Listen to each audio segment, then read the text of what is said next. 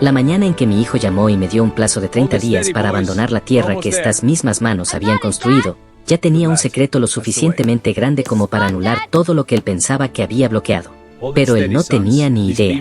Tenía un agente de bienes raíces, un acuerdo de venta firmado, un comprador listo para pagar down 378,000, una fecha de cierre marcada con un círculo rojo como una victoria ya escrita y una chaqueta recién planchada colgada en la puerta, como si todo hubiera sido resuelto mucho antes de que comenzara.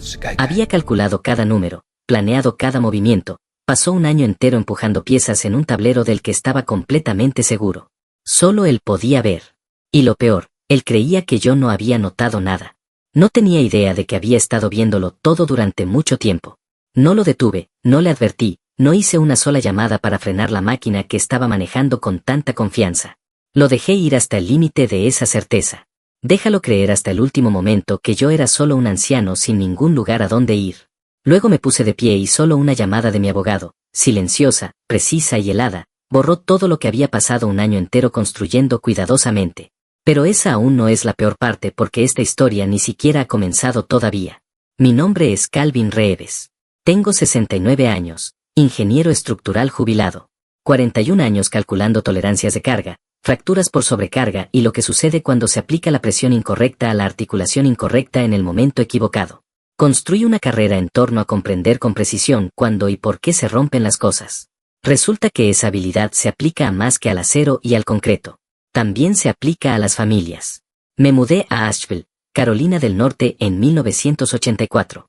El mismo año me casé con mi difunta esposa, Miriam. Criamos a 2 niños en un artesano de helados grises en Clement Hill Road. Derek llegó primero, en 1985. Nolan, 2 años detrás de él. Les enseñamos a pescar a los 2. Manejamos camiones usados y nunca compramos nada que no pudiéramos sostener en nuestras manos y decir claramente, esto vale lo que dimos por él. Miriam solía decir, la diferencia entre las personas felices y las personas ricas es que las personas felices ya tienen todo lo que necesitan. Lo dijo con una sonrisa porque también le habrían gustado algunas cosas más. Eso fue amor. En 1995, compré un lote de medio acre en la costa este del lago Ade, a 11 millas al oeste de Asheville, junto a la Ruta 74. El lote costó $28,000, lo que en ese momento parecía apostar ambos riñones en una sola mano. Miriam no dijo una palabra. Miró el papeleo durante mucho tiempo. Entonces ella dijo, será mejor que construyas algo que valga la pena ver. Pasé 3 veranos haciendo exactamente eso. Derek tenía 9 años cuando iniciamos la construcción. Nolan tenía 7 años y era más útil que su hermano porque realmente escuchaba cuando le explicaba lo que estaba haciendo. La cabaña de Heron Cove subió tabla por tabla y cuando estuvo lista, era nuestra de una manera que nada de lo que podríamos haber comprado ya hecho lo habría sido. Cada junta, cada marco de ventana, cada viga, sabía exactamente que los mantenía unidos porque yo mismo los había puesto allí. Heron Cove se convirtió en el punto cardinal de la familia. Fin de semana de Acción de Gracias cuando los chicos estaban en la universidad. El 4 de julio, cuando tenían sus propias vidas y necesitaban un lugar donde dejarlos por unos días. Temporada de ciervos cada noviembre, lo que en realidad era solo una excusa para que los 3 nos sentáramos en el frío y no habláramos de nada que importara y estar completamente en paz con eso. Cuando Miriam fue diagnosticada en 2016, pasamos su último buen verano en esa cabaña. Los muchachos conducían todos los fines de semana sin que se lo pidieran. Nos sentamos en el muelle con los pies en el agua y dejamos pasar el tiempo como pasa el tiempo cuando sabes que se está acabando. No lo desperdiciamos en palabras. Miriam murió en enero de 2017, y 6 meses después de enterrarla, di un paseo en automóvil. No buscaba nada. Solo necesitaba moverme. Apunté el camión hacia el noreste por la Ruta 70 y dejé que me llevara más allá de Black Mountain, más allá del espacio en la cresta donde los pinos se vuelven lo suficientemente gruesos como para bloquear la luz de la tarde, más allá del tramo de County Road donde cae la señal celular y el mundo entero se queda en silencio. Terminé en un carril de grava sin marcar sobre un lago llamado Crowley Pond que no aparece en revistas de viajes porque las personas que lo conocen prefieren las cosas de esa manera. Había una cabaña en un lote elevado por encima de la línea de flotación que cualquier ingeniero estructural le dirá que importa más que los pies cuadrados. Construcción de piedra, 3 dormitorios, una chimenea en la que se puede pararse adentro, un porche envolvente orientado al oeste, lo que significa que todas las noches, sin excepción, se obtiene una puesta de sol que hace que un hombre recuerde lo que se sintió creer en algo. Había una señal foral al final del camino. Me senté en mi camioneta durante 20 minutos antes de salir. Compré Digest Lodge en septiembre de 2017 por 280.000. Miriam y yo habíamos sido ahorradores toda nuestra vida. Camiones usados, sin deudas, nada por lo que no pudiéramos pagar directamente. Esa era la filosofía que Dererick llamaba anticuada. Dererick tenía muchas opiniones que resultaron estar equivocadas. Coloqué la propiedad dentro de un fideicomiso irrevocable, el fideicomiso de la familia Miriam Reeves, manejado por un abogado de sucesiones en Nashville llamado Marcus Vega, que no tenía nada que ver con ninguno de los otros asuntos legales de la familia. Le conté exactamente a una persona en la tierra sobre esa logia. Mi viejo amigo Roland Fitch, registrador de propiedades retirado del condado, de 71 años, que conocía la tierra, documenta la forma en que algunos hombres conocen las escrituras, los capítulos, los versículos y las consecuencias. Roland nunca preguntó por qué quería que se mantuviera en privado. Así es como se ve un verdadero amigo. Los chicos nunca supieron que Digest existía. Durante 7 años vinieron a Erin Cove, se sentaron en mi muelle, preguntaron sobre mis planes con un poco más de entusiasmo del que merecía la pregunta y realizaron lo que solo puedo describir como la aritmética de la herencia. Noté que los ingenieros notaron problemas estructurales mucho antes de que se volvieran críticos. Simplemente no dije nada todavía. Soy un hombre paciente por entrenamiento.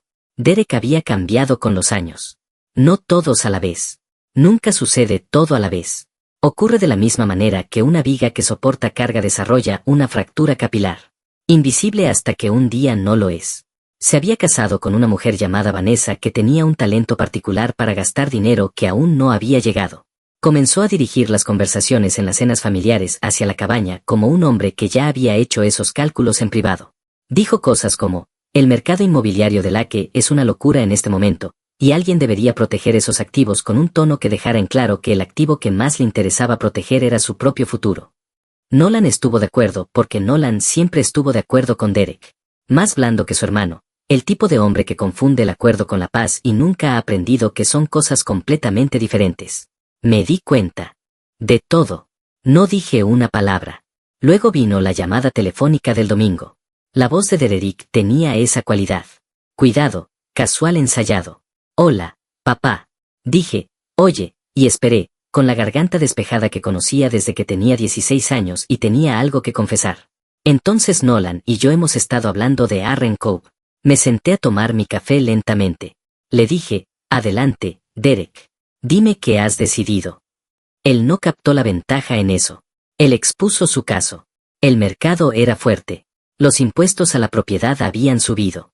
La sección del muelle en el extremo norte debía reemplazarse y ya habían hablado con un agente inmobiliario llamado Glenn Harwood de Westville que pensó que podrían cotizar cómodamente entre 170, tal vez 400.000. Dijo que nos gusta que ya fuera suyo. ¿Cuándo hablaste con un agente inmobiliario? Pregunté. Solo para obtener información, dijo antes de que te la trajéramos. Entonces tendrías la imagen completa. La imagen completa. Mi hijo obtuvo una valoración de bienes raíces antes de obtener el permiso de su padre. Deja que eso respire por un momento. Pedí hablar con Nolan, arrastrando los pies, voces tranquilas, y luego Nolan ya se disculpó antes de decir una sola palabra. Le pregunté si esta era su idea. Una larga pausa. Derek me lo trajo primero, pero creo que los números que dije ya los había escuchado suficientes. Dije que los volvería a llamar. Colgué. Me senté en el porche de Clement Hill Road durante 45 minutos. Solo yo, un pájaro burlón haciendo sus impresiones, y el tipo específico de silencio que tiene peso, el tipo que presiona tu pecho y permanece allí. ¿Estaba enojado? Todavía no. ¿Estaba herido? Estaba devastada. 69 años, y mis hijos habían ido a mis espaldas, le habían dado la mano a un extraño por algo que había construido clavo a clavo, y a ninguno de los dos se les había ocurrido preguntar. Pero esto es lo que nadie te dice sobre envejecer. Deja de reaccionar. Empiezas a responder. Hay una diferencia significativa entre esas dos cosas. Entré. Abrí el cajón inferior del escritorio de mi cocina, al que Miriam llamaba el cajón serio, porque nunca salía nada ligero o bueno de él. Y saqué una carpeta de Manila. Dentro de esa carpeta había una escritura, no la escritura de Erin Cove, una dirección diferente, un condado diferente, una historia completamente diferente. Lo leí lentamente a pesar de que lo tenía memorizado. Entonces sonreí por primera vez en 3 días. 2 días después llegó la llamada del jueves por la mañana. La voz de Dererick había pasado de cuidadosa a decidida. Había cruzado alguna línea interior durante el fin de semana, y lo que vivía al otro lado era un hombre que se había convencido de que ya estaba a cargo. Papá, hemos tomado una decisión. Estamos listando Heron Cove. Ya firmamos con Glenn. Debe hacer arreglos para limpiar sus cosas antes de fin de mes. Y luego, con la confianza particular de un hombre que cree que el viejo ha perdido su ventaja, seguimos adelante con o sin tu aprobación, papá. Dejé que el silencio se extendiera. 3 segundos completos. Entonces dije, Derek, ¿en qué propiedad crees que estoy sentado en este momento? Ese silencio, del tipo entre relámpagos y truenos cuando aún no está seguro de que tan cerca va a golpear. Él dijo, ¿a qué te refieres? Estás en Arren Cove. Dije, no había dicho eso. Él dijo, entonces ¿dónde estás? Dije, estoy exactamente donde necesito estar. Continúe y enumere Heron Cove, Glen Harwood y tú fuera de Westville. Haz todo eso. Hablaré contigo pronto. Colgué. Déjalo sentarse con él. Esto es lo que Derek no sabía. Sí, mi nombre estaba escrito en la escritura de Heron Cove junto a ambos hijos. Un acuerdo que había establecido hace años para simplificar la planificación patrimonial. Lo que nunca mencioné fue que la copropiedad en una escritura de propiedad de Carolina del Norte no otorga a ninguna de las partes el derecho unilateral de transferir el título. Todos los copropietarios deben dar su consentimiento por escrito antes del cierre. Todos ellos, incluyéndome a mí. Glen Harwood no pudo verificar esto o decidió no hacerlo porque Derek presentó a la familia como alineada. Glen enumeró la propiedad. Programó presentaciones. Generó una oferta en 3 semanas de una pareja de Charlotte llamada Bill y Sandra, Ocapara profesionales de unos 40 años que habían estado buscando exactamente este tipo de propiedad en Mountain Lake durante 2 años. Buena gente por lo que pude decir. Transacción completamente incorrecta. La oferta fue de $378,000. Derek me llamó prácticamente vibrando. Papá, tenemos una oferta. Fuerte, 378. Necesitamos su firma. Él se detuvo. Lo escuché. Esa pequeña vacilación. El sonido que hace un hombre cuando llega a una habitación con una forma diferente a la que esperaba. Sobre los documentos finales, terminó. Le dije, sí, me imagino que sí. Él dijo, es solo una formalidad, papá. Estás en la escritura, así que necesitan todas las firmas. Procedimiento estándar. Dejé que eso respirara por un momento. Entonces dije, Derek, ¿recuerdas lo que te pregunté el jueves pasado? ¿Desde qué propiedad llamaba? Te llamaré el viernes. Dije que los Oakafors necesitan una respuesta para entonces. El jueves, conduje hasta Asheville y me senté frente a Marcus Vega en su oficina en Maraman Avenue. Marcus tenía 46 años, el tipo de abogado que disfruta de un problema legal bien construido de la misma manera que otros hombres disfrutan de una buena comida con total atención y sin prisas. Puse la imagen completa sobre su escritorio. La lista de Heron Cove, la oferta, las llamadas de Derek, la estructura de la escritura, los documentos del fideicomiso, todo. Marcus se recostó, con los dedos empinados, y me miró como un jugador de ajedrez mira un tablero cuando el jaque mate está a 3 movimientos de distancia, y ninguna de las otras piezas puede verlo todavía.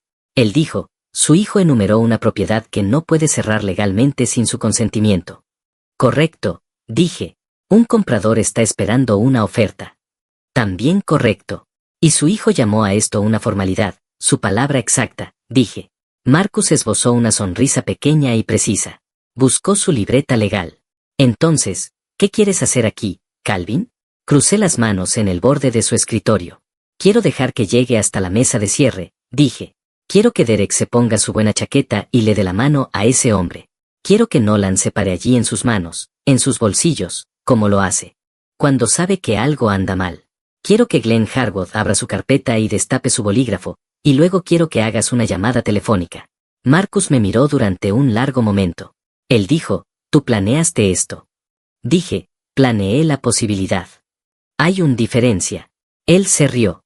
En realidad se rió, luego buscó su libreta legal. El cierre estaba programado para un viernes por la mañana de noviembre. La compañía de títulos se llamaba Lakeview Settlement en Wilkmore Avenue. Oficina limpia, buen estacionamiento, el tipo de lugar donde grandes cantidades de dinero cambian de manos con muy poca ceremonia. Derek me había llamado 2 veces esa semana para confirmar que vendría. Una vez para preguntar si necesitaba direcciones. Indicaciones para llegar a una calle por la que había pasado cientos de veces. Pensó que me estaba resbalando. Pensó que el anciano necesitaba una mano con el mapa. Le dije que estaría allí a las 9. Estuve allí a las 8:47. Derek llegó a las 2:00 para las 9. Chaqueta azul marino. Algo en su postura. Reconocí de inmediato la postura de un hombre que ya gastó el dinero en su cabeza y está aquí para la formalidad de firmar. Nolan estaba detrás de él, con las manos en los bolsillos, los ojos escaneando la habitación de la misma manera que los ojos de Nolan siempre se movían cuando sabía que algo andaba mal y aún no podía localizarlo. Bill y Sandra Akefer ya estaban sentados, Bill con el firme apretón de manos y la energía hacia adelante de alguien que había estado esperando esta mañana durante semanas. Sandra, con una sonrisa tranquila y una carpeta propia, Glenn Harwood se sentó a la cabecera de la mesa, eficiente y listo. La oficial de títulos, una mujer llamada Denise Monroe, tenía los documentos apilados y organizados de la manera precisa que ella quería. Me senté en la esquina con mi café. Derek me vio y la tensión bajó visiblemente de sus hombros. Cruzó la habitación, con la mano extendida. Papá, me alegro de que lo lograras. ¿Estamos bien? Le estreché la mano. Estamos bien, Derek. Él sonrió. Esa sonrisa, la sonrisa de un hombre que cree que ya ganó. Se fue a su asiento. Denise Monroe comenzó sus comentarios iniciales. Glenn destapó su bolígrafo. Pilo Kapor se inclinó hacia adelante. ¿Listos? Entonces sonó mi teléfono. Texto de Marcus Vega. 3 palabras. Listo cuando lo estés. Me puse de pie. Todas las cabezas en esa habitación se volvieron hacia mí a la vez. Le dije, me disculpo. Hay una llamada que necesito atender. Miré a Glenn Harwood directamente. Mi abogado necesita hablar con usted específicamente. Glenn parpadeó. La silla de Derek retrocedió hasta la mitad. Papá, lo que dije, siéntate, Derek. En un tono que no había usado desde que él tenía 16 años y había hecho algo que no podía deshacer. Algo en él, algo definitivo. Él se sentó. Salí al pasillo. Llamé a Marcus. 30 segundos. Luego volví a entrar y le entregué mi teléfono a Glenn Harwood y miré su rostro mientras Marcus hablaba por el otro lado. Vi el color salir de su mandíbula. Miré la pluma más abajo. Observé el momento exacto en que un hombre se da cuenta de que la transacción en la que pasó 3 semanas construyendo no se basa en nada en absoluto.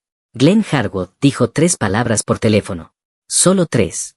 Dilo de nuevo. Una breve pausa. Entonces nada. Me devolvió el teléfono y miró a Derek y miró la pila de documentos frente a él y miró a Bill Akefer, que había pasado de ansioso a alarmado en aproximadamente 4 segundos. Señor Reeves, dijo Glenn con cuidado, y estaba hablando con Derek. Yo no. Este cierre no puede continuar. La silla de Pilo Kapor retrocedió raspada. La habitación se mantuvo muy quieta. Quiero detenerme aquí y decirte algo. Honestamente, no tuve satisfacción con lo que Bill y Sandra Akefer experimentaron esa mañana. Ninguna. Estas eran 2 personas que no habían hecho absolutamente nada malo. Se hicieron inspecciones. Pagaron por una tasación. Les habían contado a sus amigos sobre la casa del lago de la montaña. Y estaban sentados en una compañía de títulos descubriendo que la transacción había sido fundamentalmente defectuosa desde el día en que se incluyó en la lista. Bill se puso de pie y le dijo a Glenn con la furia controlada de un hombre que está acostumbrado a ser sereno, pero que está llegando al límite, que había incluido una propiedad que aparentemente no tenía la autoridad legal para enumerar. Glenn abrió la boca, la cerró. Sandra tenía la mano en el brazo de Bill. Bill ya estaba hablando por teléfono, su propio abogado. Bien. Algunos momentos merecen su propio consejo. Derek no se había movido, todavía con la chaqueta puesta, mirando la mesa frente a él, haciendo cálculos matemáticos sobre lo que le acababa de suceder. Nolan tenía la cara entre las 2 manos. Marcus llegó a las 9:31. Traje oscuro, maletín de cuero, la energía pausada de un hombre que está exactamente donde pretendía estar. Colocó 2 documentos uno al lado del otro en el centro de la mesa con la precisión deliberada de alguien colocando cartas. Recorrió la sala a través de la estructura de la escritura, el estatuto de copropiedad bajo la ley de propiedad de Carolina del Norte, el listado defectuoso, el contrato de compra inaplicable. Le dijo a Bill y Sandra que tenían un reclamo legítimo por incumplimiento contra el agente del listado y potencialmente contra los vendedores, es decir, Derek y Nolan, por celebrar un acuerdo de compra de una propiedad que carecían de autoridad para vender. Señaló que sus costos de inspección, tasación, viajes y honorarios legales eran recuperables. Sugirió que hablaran con su propio abogado, lo que ya estaban haciendo. Él fue minucioso. Terminó en 11 minutos. Glenn Harwood se fue primero. No estrechó la mano de nadie. Le dijo una palabra tranquila y con la boca cerrada a Denise Monroe sobre el seguimiento el lunes. La puerta se cerró detrás de él con el sonido específico de un hombre que sabe que está a punto de tener una conversación muy desagradable con su agente. Bill se detuvo en la puerta al salir y se volvió para mirarme. No con Derek, no con Marcus, conmigo. Él dijo, lamento que esto te haya sucedido. Le dije, espero que encuentren algo que amen aún más. Cassie sonríe. Cassie. Entonces se fueron. Denise Monroe reunió sus documentos con la silenciosa eficiencia de una mujer que había visto colapsar acuerdos antes y entendió que demorarse no ayudó a nadie en 3 minutos. Y entonces solo éramos nosotros. Yo, Marcus, Derek, Nolan. Marcus me miró. Hice un pequeño gesto de asentimiento. Se excusó y se dirigió al pasillo y cerró la puerta detrás de él con un clic silencioso y deliberado. Derek habló primero. Dejas que llegue hasta aquí. Su voz era diferente ahora. La certeza se agotó por completo. Lo que había debajo era un rugido más joven, algo que reconocí desde hace mucho tiempo. Déjanos enumerarlo. Recibe la oferta. Firma los contratos. Siéntate en esta mesa. Sí, dije. Lo hice. Se apartó de su silla, caminó hacia la ventana y se paró con las manos en los bolsillos mirando hacia el estacionamiento. Podrías haberme llamado después de esa primera conversación, dijo. Solo me llamé y dije, Derek, no puedes vender esto sin mí. Eso es todo lo que hubiera hecho falta. Le dije, sí, podría haberlo hecho. Entonces, ¿por qué no lo hiciste? ¿Y esto es lo que le dije? Porque necesitabas verlo, no escucharlo. Véalo hasta el final. Abracé sus ojos. Contrataste a un agente inmobiliario antes de preguntarle a tu padre. Firmaste un acuerdo de venta de una propiedad con mi nombre en la escritura. Me llamaste y me dijiste que tenía una fecha límite para dejar un terreno que había construido con mis propias